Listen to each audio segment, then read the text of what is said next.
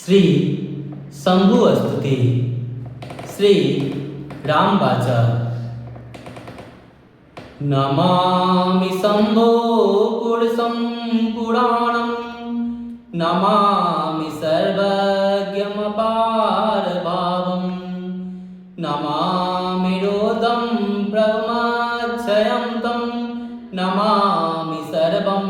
शिरसा नमामि नमामि देवं परमव्ययं तमुमापतिं लोकगुरुं नमामि नमामि दारिद्र्यविदारणं तं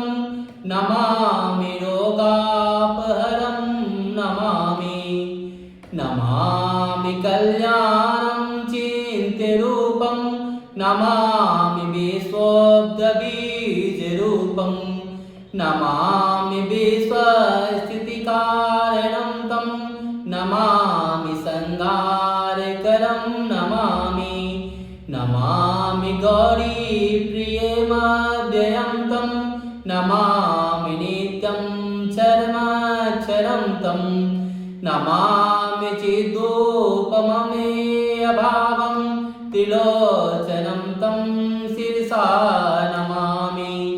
नमामि कारुण्यकरं भवस्य भयङ्करं वापिं सदा नमामि नमामि दातारमविवीसतानां नमामि सोमेश मोमेश माधौ नमामि वेदत्रैलोचनं तं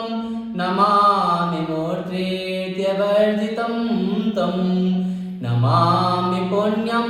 सदसद्यतीतं नमामि तं पापहरं नमामि